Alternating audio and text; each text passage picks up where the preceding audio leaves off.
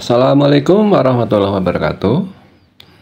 Salam sehat, salam sejahtera, dan salam bahagia. Sejahtera dan bahagia buat kita semuanya. Bismillahirrahmanirrahim. Alhamdulillahirrahmanirrahim.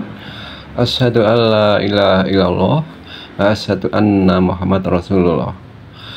Allahumma sholli wa sallim ala Sayyidina Muhammad wa ala ali Sayyidina Muhammad.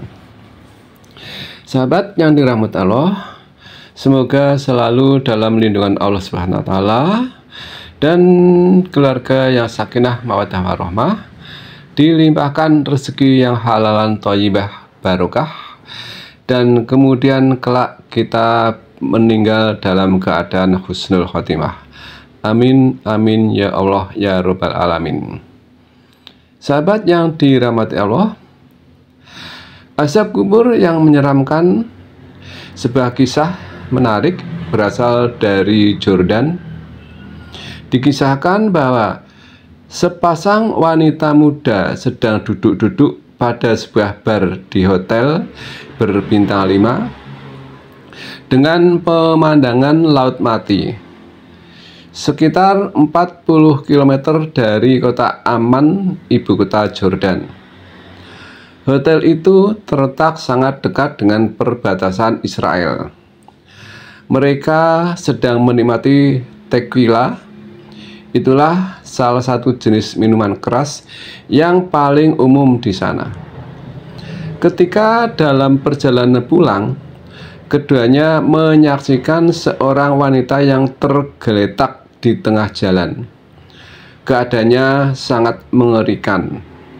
Wanita itu sangat dikenal oleh keduanya, seorang PSK yang selalu mabuk dari hasil kerjaannya.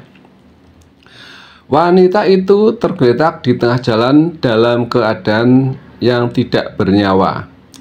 Perutnya yang buncit dan menonjol menunjukkan bahwa ia sedang hamil 2 telah pecah, sedangkan di lehernya masih tergantung termos besi yang berisi arak.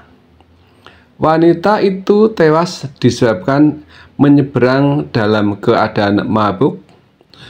Tubuhnya yang kurus dengan perut yang buncit itu dihantam sebuah truk peti kemas hingga terlempar. Belum cukup sampai di situ, hantaman truk besar itu melandanya. Tubuh wanita itu bagaikan panah lepas dari busurnya menghantam tebing karang di samping jalan. Lalu tubuh itu penuh dosa terhempas di kerikil tajam di teras jalan. Tulang kepalanya remuk, sebagian kulit kepalanya dan rambutnya masih menempel di tebing karang. Paha kanannya sudah terpisah dari tubuhnya. Perutnya robek serta kepala bayi tersembul dari perut ibunya yang bermandikan darah dan arak yang berasal dari termos yang penyok sekaligus meremukkan tulang rusuknya. Bayi itu masih tampak bergerak-gerak, terkejang-kejang, lalu diam untuk selamanya. Pemandangan menyeramkan itu membuat kedua wanita itu pucat pasi dan jatuh pingsan. Keesokan harinya, kedua wanita itu saling bertemu di sebuah mal di pusat kota Amman. Akan tetapi, yang satu sudah jauh berbeda. Ia telah mengenakan jilbab lengkap. Wajahnya sudah memancarkan cahaya tobat dan kelopak matanya membengkak karena banyak menangis. Wanita kedua tampak kaget. "Hei, apa? Aku tak salah lihat?" serunya dengan pandangan keheranan. Wanita pertama hanya menunduk dan berkata lirih, "Aku telah kembali pada bimbingan Tuhanku. Aku takut dan malu padanya. Aku jijik terhadap diriku. Aku rindu pada keindahan. Aku rindu pada kesucian. Aku rindu pada kemuliaan. hanya Tuhanku yang mau memaafkan aku. Hanya Tuhanku yang dapat memuliakanku. Hanya Tuhanku yang dapat menyucikanku. Belum selesai ia berbicara, wanita kedua sudah berlalu dari hadapannya. 3 bulan berlalu tanpa terasa, kedua wanita itu sudah tak pernah berhubungan lagi. Wanita pertama sedang asik menikmati cahaya ayat-ayat Allah. Ia duduk di kursi kayu di beranda rumahnya, melewatkan sore harinya bersama Al-Quran yang dulu kalau sore harinya ia habiskan bersama tequila. Tiba-tiba ponselnya berbunyi seakan hendak memutus kenikmatannya, tetapi ia enggan untuk memutus ngajinya. Ia biarkan seluler itu berbunyi, berhenti dan berbunyi lagi, lalu berhenti dan berbunyi lagi. Akhirnya dengan sangat berat hati ia menghentikan bacaan Al-Qur'annya dan menjawab telepon yang berdering tadi. Ternyata si penelpon adalah temannya yang sudah 3 bulan tak pernah mau berhubungan dengannya. Temannya berkata lirih, "Bagaimana sih caranya bertobat?" Dengan gembira wanita salihah itu menjelaskan cara-cara sholat, cara membaca Al-Quran, dan cara ibadah-ibadah lainnya. Tetapi temannya terdiam dan berkata dengan berat, "Sholat pakai jilbab? Aduh, malas aku berat melakukannya. Tapi aku butuh ketenangan." Wanita salihah itu berusaha meyakinkan bahwa ibadah dengan diawali tobat adalah ketenangan yang sangat indah. Namun temannya memang kepala batu. Saya berkata, enggak deh, aku belum mau jadi biara hati, seraya memutus hubungan teleponnya. 3 hari kemudian, wanita soleh itu mendapatkan kabar bahwa temannya telah menemui ajalnya. Lalu ia bergegas untuk melayat ke rumahnya, dan ternyata jenazah itu telah menuju pusara untuk dimakamkan.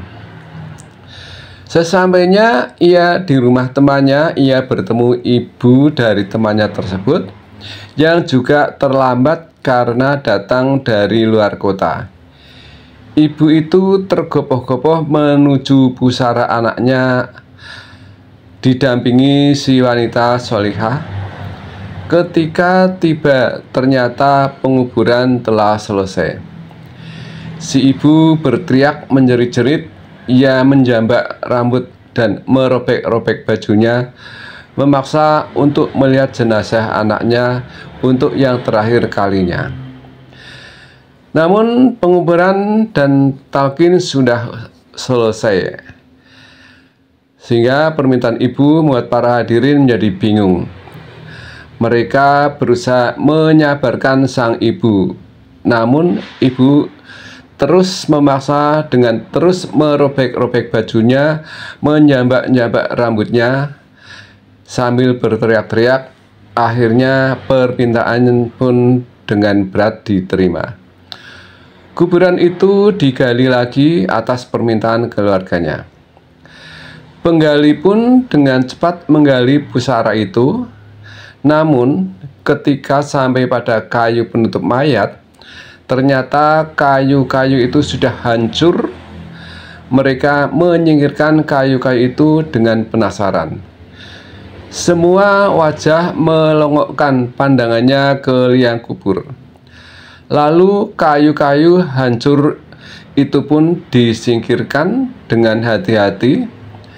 Maka terlihatlah pemandangan yang sangat mengerikan. Kain kafan penutup mayat itu sudah hancur berserakan. Mayat wanita itu sudah hangus terbakar. Rambutnya kaku bagaikan jeruji besi, hampir mirip sapu ijuk. Kedua bola matanya berada di pipinya dalam keadaan kuncup bagaikan buah kering yang terbakar, dan lidahnya terjulur keluar serta dari mulut, mata, dan telinganya mengalirkan asap yang berbau daging hangus. Semua syok yang menyaksikan pemandangan itu terlonjak mundur. Ibu dan wanita salehah itu sudah berdiri, kemudian jatuh pingsan. Dan para penggali kubur yang sudah melompat keluar liang itu dengan tanpa pikir panjang menimbulnya kembali. Ditimbulnya liang itu dengan cepat dan lari meninggalkan pusara. Wanita salehah itu semakin giat beribadah. Ibu wanita malang tadi sudah menjadi penghuni rumah sakit jiwa, dan kubur itu menjadi kuburan terakhir yang dimakamkan di pemakaman itu, karena tak ada lagi orang yang mau menguburkan keluarganya di makam itu. Demikian, semoga bermanfaat untuk kita semuanya. Apabila ada kesalahan dan kekurangan, mohon untuk bisa dimaafkan. Terima kasih dan wassalamualaikum warahmatullahi wabarakatuh.